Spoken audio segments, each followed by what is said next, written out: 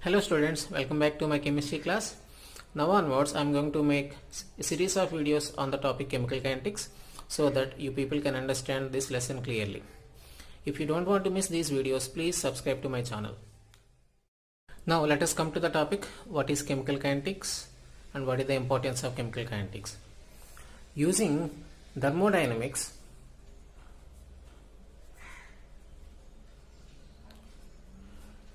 you will be able to predict the spontaneity of the reaction. We can say whether the reaction is spontaneous or not. If delta Z value is negative, then we say that reaction is spontaneous, and if delta Z value is positive, then we say that reaction is non-spontaneous.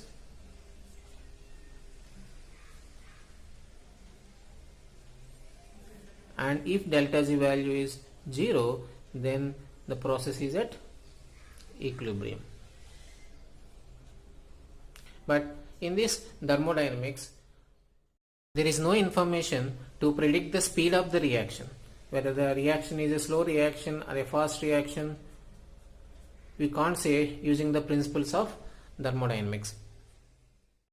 Not only that, it gives us the idea about the initial and final states of the process.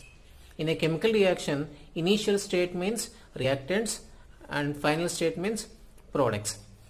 And thermodynamics will give you the information about the energy changes takes place in a chemical reaction. While a reactant is being converted into products, how much energy is released or how much energy is absorbed, only that information will be given by thermodynamics, but not about the reaction mechanism, how these reactants are being converted into products. So there is no information in thermodynamics about reaction mechanism. Chemical kinetics talks about speed of the reaction and mechanism of a reaction. So chemical kinetics is a branch of chemistry which deals with rate of reaction and mechanism of a reaction.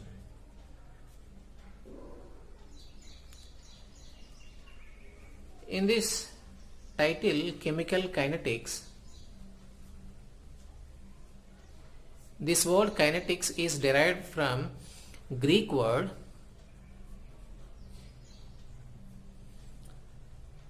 kinesis, which means movement, nothing but speed. It is rate or speed of a reaction. In a chemical reaction, reactants will be converted into products. Means in a reaction, reactants gets consumed to give products. So there will be decrease in the concentration of reactants and increase in concentration of products while a chemical reaction is going on. So speed of a reaction, also called as rate of reaction, is nothing but decrease in the concentration of reactants or increase in the concentration of products with respect to time is called as rate of reaction. Overall, we can say change in concentration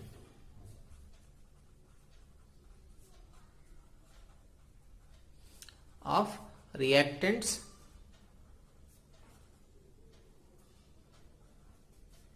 or products with respect to time.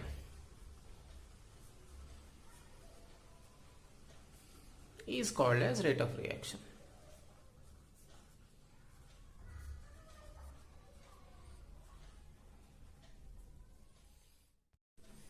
So rate equal to decrease in concentration of reactants by time, which is also equal to increase in concentration of products by time. Units of rate of reaction.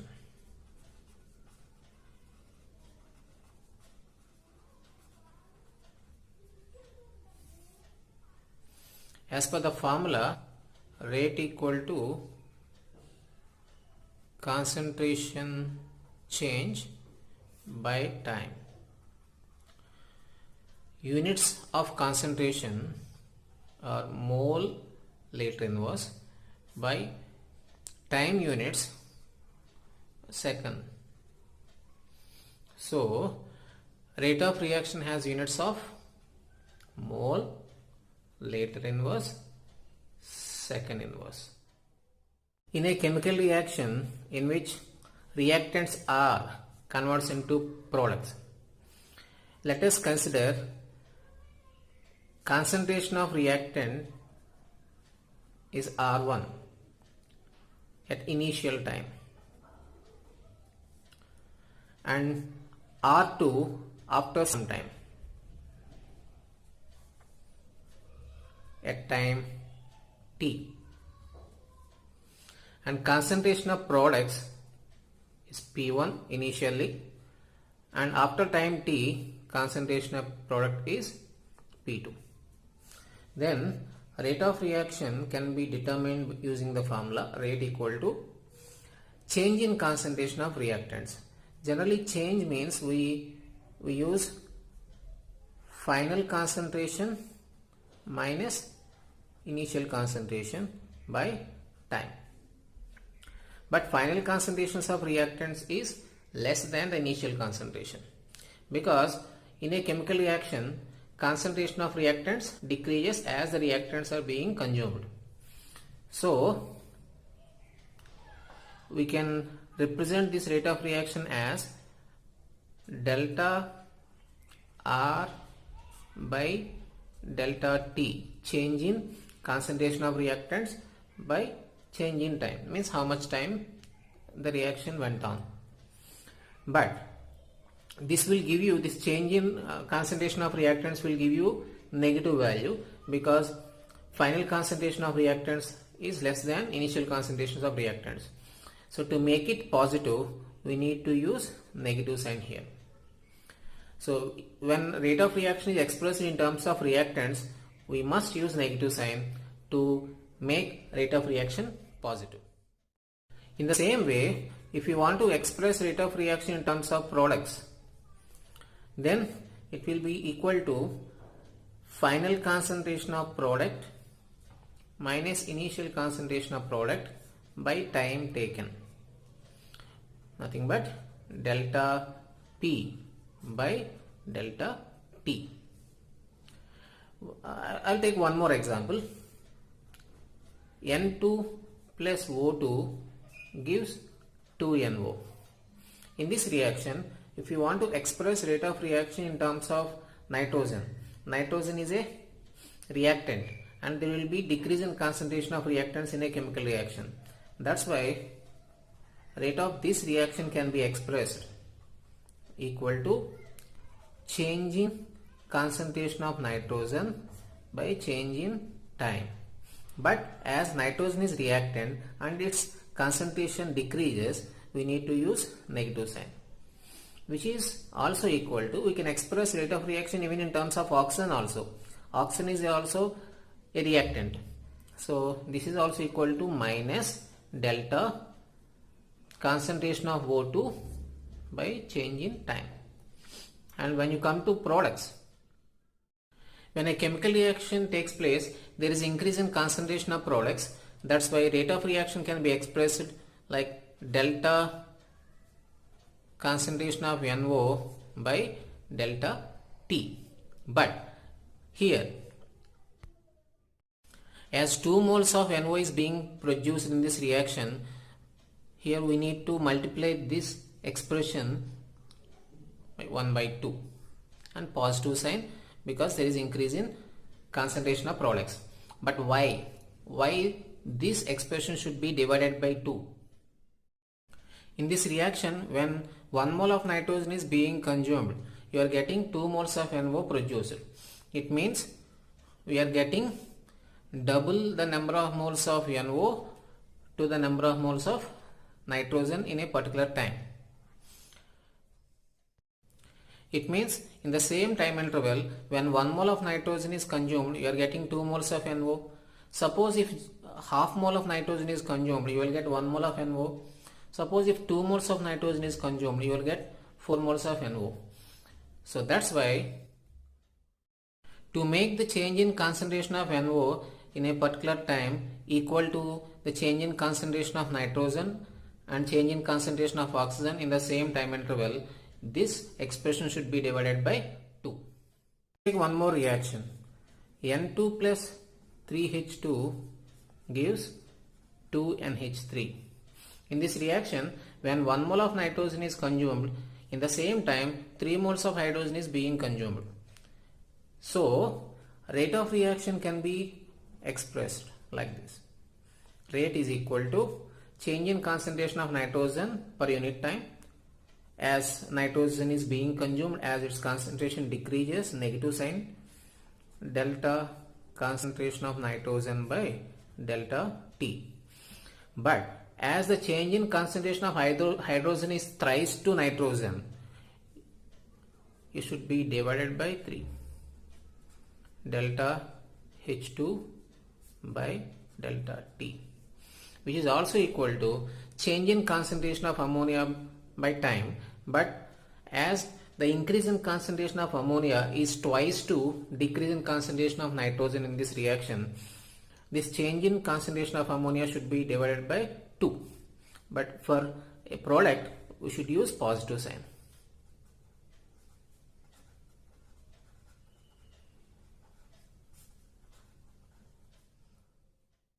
Here, rate of consumption of nitrogen is equal to minus delta N2 by delta T, and rate of consumption of hydrogen is equal to minus delta H2 by delta T, and rate of production of ammonia is equal to plus delta NH3 by delta T. Rate of consumption of any of the reactant is what is the original change in concentration of that reactant with respect to time, and rate of production of the product is equal to what is the original change in concentration of products within that time. But when you come to rate of reaction, as we have to express the rate of reaction with respect to reactant is equal to the rate of reaction with respect to products, all these terms should be divided by the stoichiometric coefficients. From this data, if you want to get the relation between rate of consumption of nitrogen and rate of consumption of hydrogen, rate of consumption of hydrogen is equal to thrice to rate of consumption of nitrogen. In the same way, rate of production of ammonia is equal to twice to rate of consumption of nitrogen. Rate of reaction can be measured in two ways. One is average rate, the other one is instantaneous rate.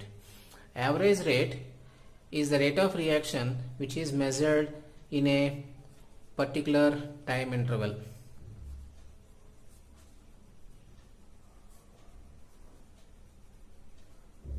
So average rate can be expressed as minus delta R by delta T, otherwise plus delta P by delta T. And when you come to instantaneous rate of reaction, it is the rate of reaction which is measured at a particular time instance.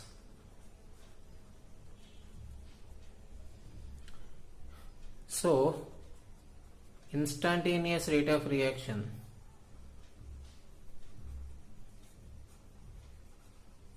can be expressed as minus dr by dt or else minus dp by dt.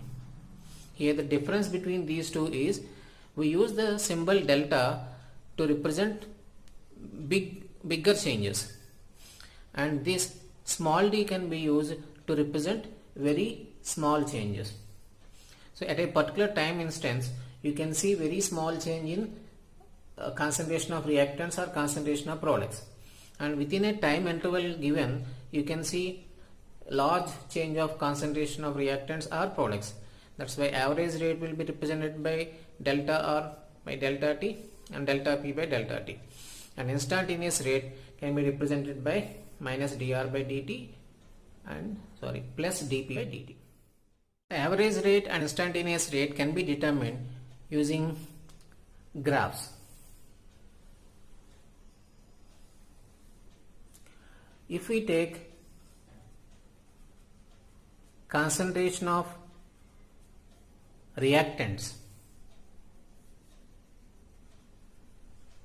on y-axis and time on x-axis.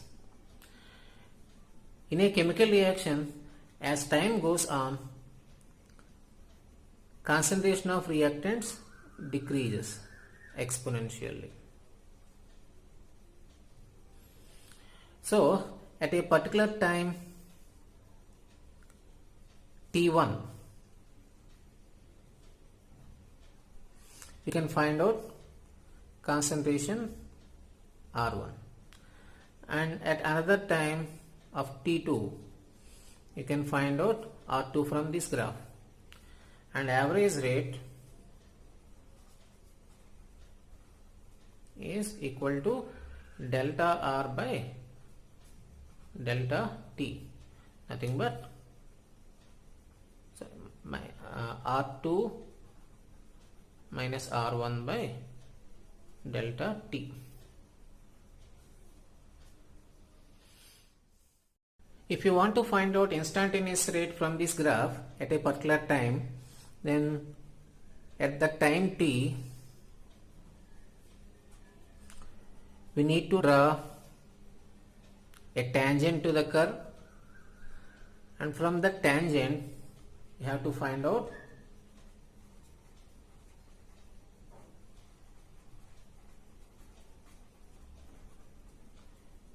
slope of the tangent.